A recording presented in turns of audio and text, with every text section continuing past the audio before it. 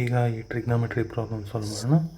ಏನಂತ ಕೊಟ್ಟಿದ್ದಾರೆ, second square of tan inverse 2 plus cosecant square of cot inverse 3 equal to ಅಂತ ಹೇಳಿ ಏನಂತ ವ್ಯಾಲ್ಯೂ ಕೇಳಿದ್ದಾರೆ. ಓಕೆ, ನಮಗೆ ಬೇಸಿಕ್ ಐಡೆಂಟಿಟೀಸ್ ಗೊತ್ತಿದಲ್ವ, 1 plus tan square theta equal to second square theta ಮತ್ತು 1 plus cot square theta equal to cosecant square theta ಅಂತ ಅದನ್ನೇ use ಮಾಡ್ಕೊಂಡು ಸಬ್ಸ್ಟಿಟ್ಯೂಟ್ ಮಾಡೋಣ.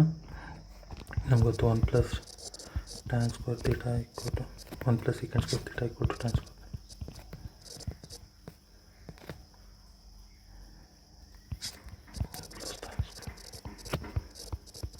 ಸ್ಕ್ವೇರ್ ತೀಟಾ ಮತ್ತು 1 plus cot square theta equal to cosecant square theta ಅಂತ ಗೊತ್ತು.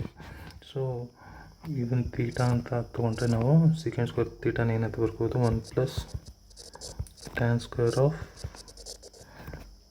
Tan inverse 2 plus 1 plus cot square of cot inverse 3 ಇಷ್ಟು ಬರ್ಕೊಂಡಿದ್ದು ಗೊತ್ತಾಯ್ತಲ್ವಾ.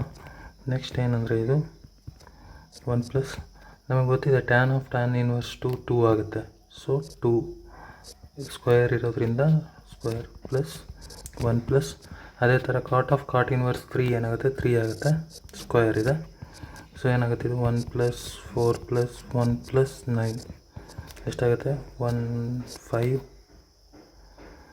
ಮತ್ತು 10 15. So ಇದು ಆನ್ಸರ್ ಬಂದ್ಬಿಟ್ಟು 15.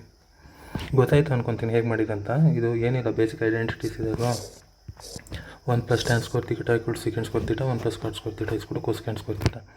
ಸೆಕೆಂಡ್ ಸ್ಕ್ವೇರ್ ತೀಟಾನ ಏನಂತ ಬರ್ಕೊಂಡ್ವಿ, 1 ಪ್ಲಸ್ ಟ್ಯಾನ್ ಸ್ಕ್ವೇರ್ ತೀಟಾ ಅಂತ ಬರ್ಕೊಂಡ್ವಿ, ತೀಟಾ ಜಾಗದಲ್ಲಿ ಟ್ಯಾನ್ ಇನ್ವರ್ಸ್ 2 ಹಾಕಿದ್ವಿ. ಅದೇ ಥರ ಕೋಸೆಕೆಂಡ್ ಸ್ಕ್ವೇರ್ ತೀಟಾನ ಏನಂತ ಬರ್ಕೊಂಡ್ವಿ, 1 plus cot square theta, theta ಜಾಗದಲ್ಲಿ ಕಾಟ್ ಇನ್ವರ್ಸ್ 3. ಸೊ ನಮ್ಗೆ ಗೊತ್ತಿದೆ tan of tan inverse theta is nothing but theta, cot of cot inverse theta is nothing but theta ಅಂತ. ಇಲ್ಲಿ ಸ್ಕ್ವೇರ್ ಇರೋದ್ರಿಂದ ಅದು ಸ್ಕ್ವೇರ್ ಮಾಡ್ಕೊಂಡಿದ್ದೀನಿ ಅಷ್ಟೇ, ಇಲ್ಲೂ ಕಾಟ್ ಸ್ಕ್ವೇರ್ ಇರೋದ್ರಿಂದ ಸ್ಕ್ವೇರ್ ಮಾಡ್ಕೊಂಡಿದ್ದೀನಿ. ಸೊ ಆನ್ಸರ್ ಬಂದ್ಬಿಟ್ಟು 15. Okay, thank you.